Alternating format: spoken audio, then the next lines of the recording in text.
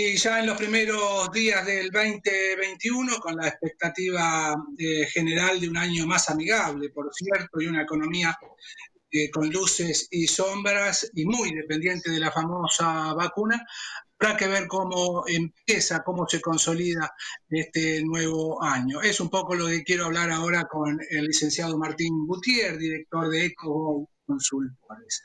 Buen día, Martín, gracias por atendernos. ¿Cómo estás? ¿Qué tal? Buen día, Nino, un placer.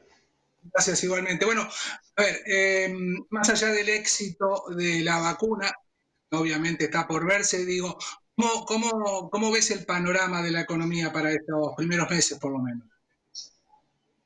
Bueno, evidentemente es un panorama muy complejo después de un año muy difícil, muy extraño, muy particular, que estuvo marcado básicamente por una caída muy significativa en el nivel de actividad, al ritmo de la pandemia y al ritmo de las medidas de restricción que se han implementado.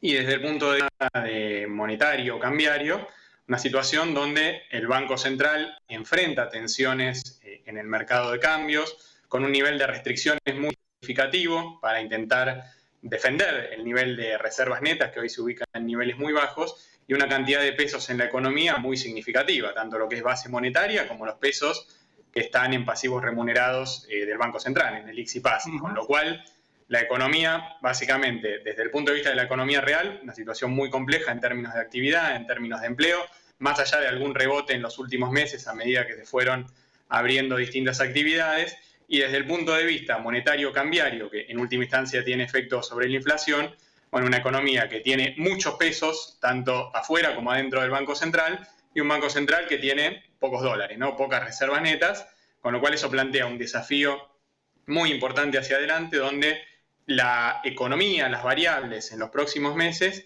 van a depender en gran medida de la capacidad que tenga la política económica, que tenga el gobierno para revertir expectativas que hoy están muy deterioradas, se ven en un nivel de riesgo país muy elevado, en una brecha cambiaria muy elevada, va a depender de la capacidad para revertir expectativas y para avanzar con un programa económico que efectivamente permita que la economía pueda continuar creciendo más allá de este rebote post-pandemia, en un contexto donde la inflación no tenga una aceleración significativa. En definitiva, la inflación va a depender mucho de la política monetaria, claramente. ¿Cómo ves al Banco Central trabajando, sobre todo a nivel de la tasa de interés? Bueno, me parece que no hubo hasta ahora demasiadas señales en el sentido de intentar ir alineando las expectativas de inflación. Venimos de un año donde la pandemia generó impactos en todas las variables macroeconómicas, en su mayor parte han sido negativos. En el caso de la inflación se dio una cuestión particular, hubo factores transitorios, un aumento en la tasa de ahorro, una caída en la velocidad de circulación del dinero y muchos precios que están bajo acuerdo o directamente regulados, o directamente muchos bienes y servicios que no se ofrecieron durante la pandemia, como los vinculados al turismo. Lo que se dio durante 2020 es que los precios se mantuvieron anestesiados respecto a cómo venía la inflación en los meses previos al aislamiento que se dispuso en marzo-abril.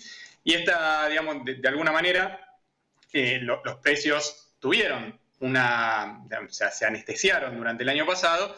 Ahora, estos factores transitorios que permitieron esta situación, bueno, comenzaron a debilitarse, ¿no? Digamos, se empezaron a abrir actividades, hay ciertos precios que se empiezan a mover y que no se movían, y otros que se espera que se muevan en los meses siguientes, como las tarifas, con lo cual creo que la inflación se va a acelerar respecto a los niveles que hemos visto durante 2020, ¿no? Que va a cerrar en la zona de 35-36% el año.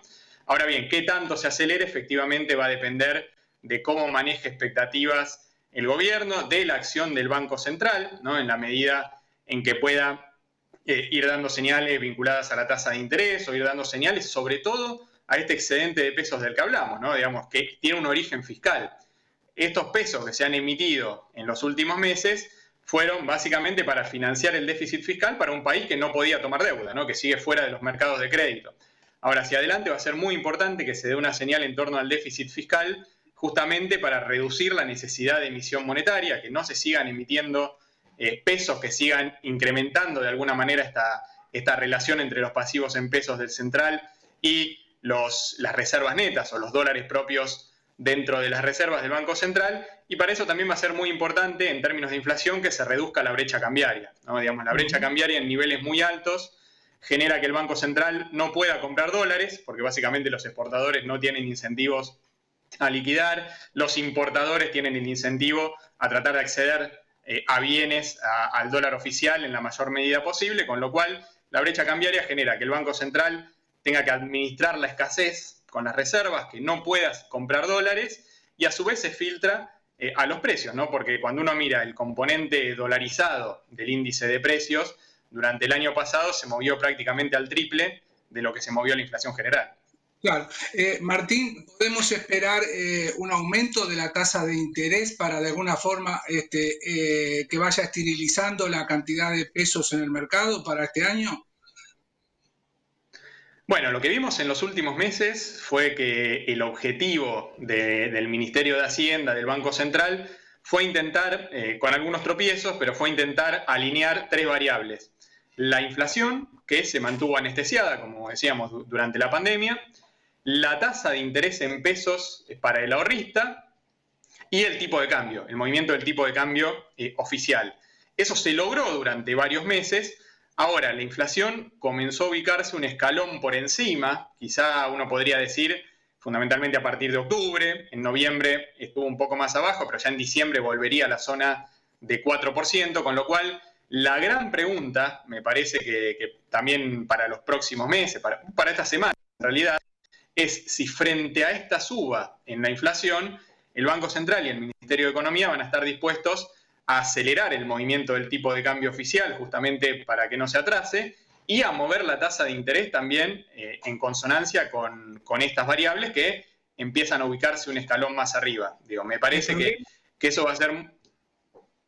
Perdóname, el problema, digo, es que si aumenta la tasa de interés va a impactar en el nivel de actividad del mercado interno.